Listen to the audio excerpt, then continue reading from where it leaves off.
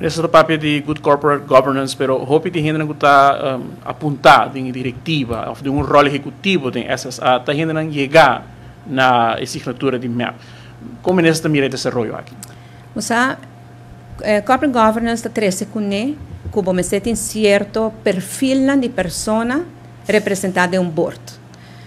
Nos perfil, nós temos documento aprovado e vamos ter pessoa financeira, accountant, gente que sabe cifras, é accountant ou registra accountant.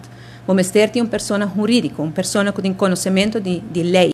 Den board e vamos ter gente que está de matéria. Então, por exemplo, no caso que está deporte, vamos ter gente de matéria.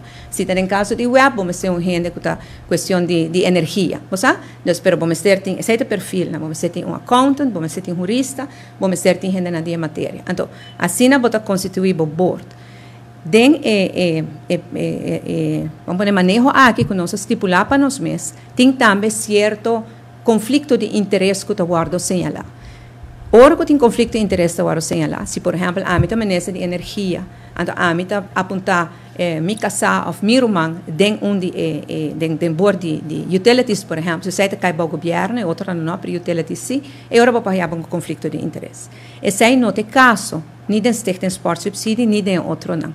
Agora que nós temos um processo para profissionalizar nos corporate governance, conceito de lei agora que está encaminhando para chegar ao parlamento, caminho que está aqui agora ancrado em lei. E agora também vem uma autoridade que vai controlar também se turcosta vai maneira que me acertar. No momento na que cada ministro está responsável, cada ministro está controlar, vai ter também o rapport da Algemene Rekenkamer, que é o último que nós damos na opinião, nós estamos trabalhando plan de recomendação que a Algemene Rekenkamer dá para executar também.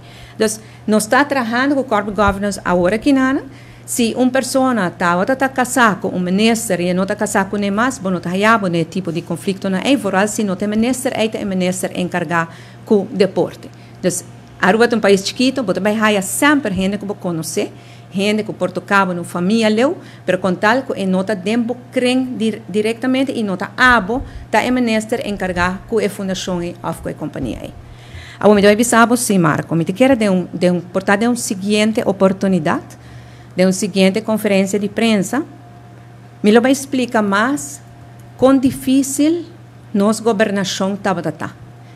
No sentido aqui, com a força ajeno a purba de destabilizar nosso governo. Força não coquear algo outro, a purba, na mais de uma ocasião, não já, sino de começo de lá que o governo cai. Força não que está disposto de pagar roupa placa na algum de nossos integrantes para baixo governo. Então, me quero bem com isso, me quero justificar e contestar aqui.